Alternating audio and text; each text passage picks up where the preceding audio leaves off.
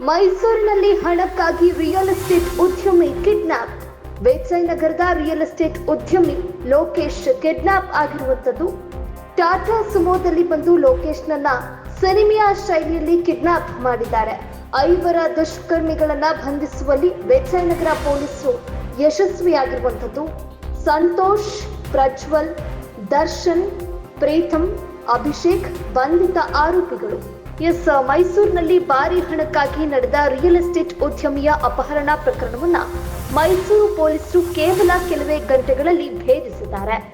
Cinema ಶೈಲಿಯಲ್ಲಿ ಆರೋಪಿಗಳನ್ನ ಬಂಧಿಸಿದ್ದಾರೆ. ವಿಜಯನಗರ 3ನೇ ಹಂತದ ನಿವಾಸಿ ರಿಯಲ್ ಎಸ್ಟೇಟ್ ಉದ್ಯಮಿ ಲೋಕೇಶ್ ಅಪಹರಣಕ್ಕೆ ಒಳಗಾದವರು. ಘಟನೆ ನಡೆದಿದ್ದು ತಡರಾತ್ರಿ ವಿಜಯನಗರದ ಹೆರಿಟೇಜ್ ಕ್ಲಬ್ ಬಳಿ. ಲೋಕೇಶ್ ಅವರು ಕ್ಲಬ್ನಿಂದ ವಾಪಸ್ ಬರುವಾಗ ಟಾಟಾ ಸುಮೋದಲ್ಲಿ ಬಂದ 5 ದುಷ್ಕರ್ಮಿಗಳು ಅವರನ್ನ ಕಿಡ್ನಾಪ್ ಮಾಡಿ ಎಸ್ಕೇಪ್ ಆಗಿದ್ದಾರೆ. ಈ ದೃಶ್ಯಾವಳಿಗಳು ಲಭ್ಯವಾಗಿದೆ. ಅಪಹರಣದ ಬಳಿಕ ಆರೋಪಿಗಳು ಲೋಕೇಶ್ ಅವರ ಮೊಬೈಲ್ನಿಂದ ಅವರ ಪತ್ನಿಗೆ ಕರೆ ಮಾಡಿ 1 ಕೋಟಿ ರೂಪಾಯಿ ಹಣಕ್ಕೆ ಬೇಡಿಕೆ ಇಟ್ಟಿದ್ದಾರೆ. ಗಾಬರಿಗೊಂಡ ಪತ್ನಿ ಕೂಡಲೇ ವಿಜಯನಗರ ಪೊಲೀಸರಿಗೆ ಮಾಹಿತಿ ನೀಡಿದ್ದಾರೆ. ಮಾಹಿತಿ ಸಿಗುತ್ತಿದ್ದಂತೆ ಎಚ್ಚೆತ್ತ ಪೊಲೀಸರು ತಕ್ಷಣ ಅಲರ್ಟ್ ಆಗಿ ಕಾರ್ಯಾಚರಣೆಗೆ ಇಳಿದಿದ್ದಾರೆ.